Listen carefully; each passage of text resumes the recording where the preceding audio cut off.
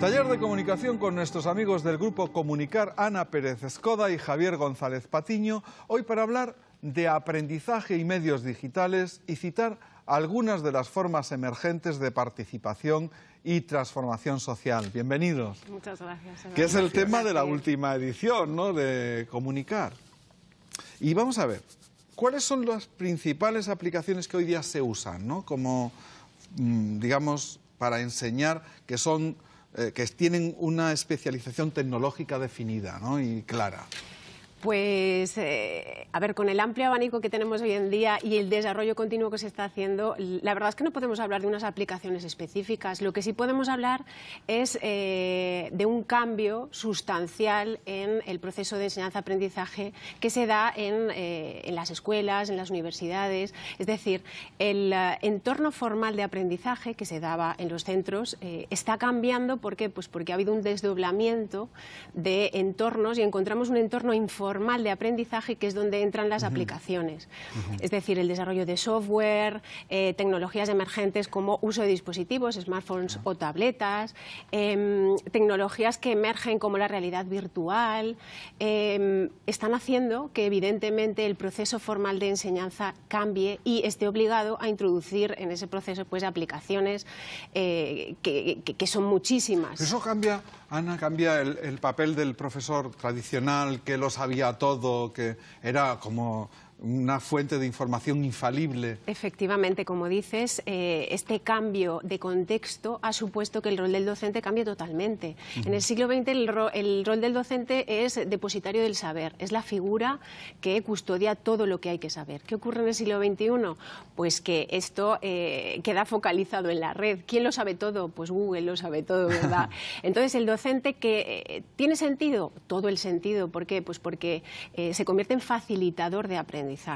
El docente tiene que acompañar al alumno para que no se pierda en ese enorme mar que es Internet, porque claro, hay que tener en cuenta que esa amplitud de conocimiento conlleva una serie de peligros. El docente tiene que saber guiar a su alumno para ver qué aplicaciones son las adecuadas, cómo utilizar una metodología que realmente haga que el alumno aprenda, porque claro, es peligrosa y hay un límite complicado entre el aprendizaje y el entretenimiento, ¿verdad? Porque los chavales, los adolescentes están acostumbrados a utilizar estas tecnologías para entretenerse. Claro, el entretenimiento no requiere demasiado esfuerzo, por lo menos al principio, ¿no? Hay veces que el entrenamiento al que te lleva algo que te gusta hacer continuadamente, ¿no?, lleva a esforzarte, ¿no? Eso pasa, por ejemplo, cuando se prepara a alguien corriendo, ¿no?, haciendo gimnasia y luego corriendo y tal. Al principio es por puro placer y luego ese esfuerzo, ¿no?, va facilitándote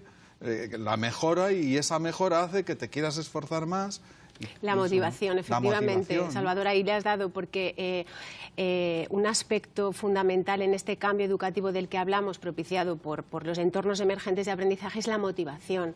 El aprendizaje informal está basado en que el usuario busca lo que quiere aprender. No es el aprendizaje el que busca al alumno, sino al revés. Esto lo encontramos en tendencias como youtubers, influencers, es decir, todo este público infantil y adolescente sigue con verdadera devoción a youtubers famosos que todos conocemos. Bien, intentamos trasladar esta dinámica al aula, esa motivación, esas ganas de aprender. Y es cuando bueno, pues, se produce ese cambio metodológico, esa aplicación de otros instrumentos. Ya no hablamos del libro, hablamos de aplicaciones en el móvil, de aplicaciones en la tableta, de metodologías que implican al alumno como parte activa del proceso. Entonces cambian los roles del docente, del alumno, del propio conocimiento. Todo cambia. Y se sabe mucho sobre si este tipo de conocimiento va a ser igual o mejor que el anterior, que el que se elaboraba por el anterior método, por el de siempre, ¿no? Leer el libro, estudiártelo y sabértelo. Sí, yo creo que hay un cambio fundamental, y es que antes el foco se ponía efectivamente en el contenido, lo que denominamos el currículum, el diseño curricular, y actualmente no. Ya vivimos en el mundo de las competencias, de tal manera que lo que se trabaja en institución educativa son capacidades y aprendizajes o destrezas que son necesarias para que tú aprendas de manera autónoma. Entonces, el foco se desplaza de la idea de un docente centro, almacén de datos, ¿no? y centro y protagonista completo y absoluto de la escena, a darle ese protagonismo al que aprende. Y entonces empiezan a aparecer, emergen cosas que antes no considerábamos, como por ejemplo lo importante que es el interés. Es decir, son cosas de la identidad del que aprende. Porque al final eso es como una barrera. Tú puedes disponer de las mejores herramientas del mundo, el mejor si al diseño niño no le curricular, interesa lo que le estás contando, se queda fuera. Se queda fuera. Con lo cual, luego vivimos en un momento histórico privilegiado. Es decir, la participación, nunca antes en la historia de la humanidad hemos tenido ni tantos espacios abiertos a la participación ni tanta tecnología. Lo cual no significa que participar sea fácil. Claro. Es un proceso social complejo. Pero ahora el foco está en la participación, en lo social. Por lo tanto, esa idea de un aprendizaje que se hace de y con los otros también es protagonista.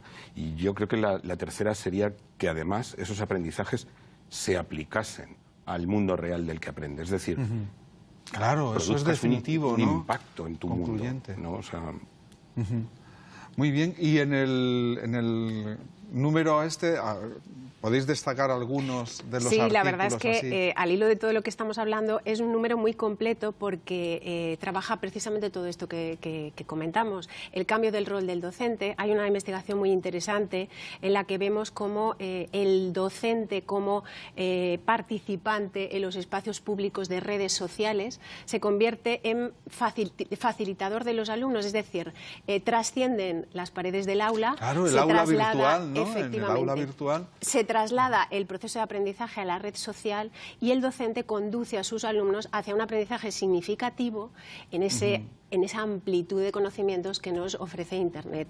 Hay otra investigación también muy interesante en la que se trata la gamificación, los videojuegos, lo que estábamos comentando. Las nuevas generaciones tienen la dinámica de juego metida en las venas, esa motivación, ese momento épico, ¿verdad? Sí. Entonces, es muy interesante cómo se plantea el desarrollo de los talentos, las inteligencias múltiples que presenta Howard Gardner a través del videojuego, de las dinámicas que se plantean, y eso en el contexto de aula. O sea que este es un número, la verdad, muy jugoso para la comunidad académica por lo pegadito que va a la actualidad. Javier, en este sentido. destácanos algo más. Vale, creo también otra cosa que hace, aparte de recoger experiencias que son muy internacionales, o sea, no coincidimos de las 5 investigaciones que hay, ninguna coincide en país. Tenemos una investigación de Estados Unidos, otra de China, que bueno, el ámbito en el que se desarrolla es también compartido con Japón.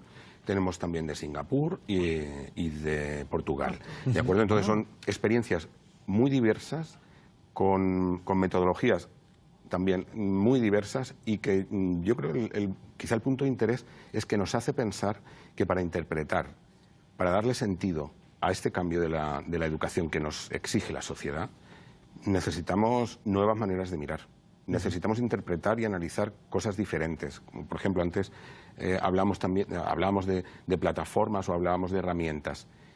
El mismo espacio público de Internet es un nuevo espacio que históricamente no existía, y ahí nos relacionamos y ahí creamos conocimiento.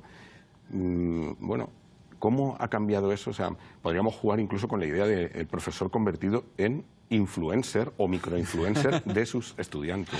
Muy bien, lo dejamos ahí, que está muy interesante. Yo creo que lo que hay que hacer es echarle un vistazo y luego leer tranquilamente, ¿no?, artículo a artículo, este interesantísimo número de la revista Comunicar. Muchas gracias. Muchas gracias. Gracias a ti, Salvador.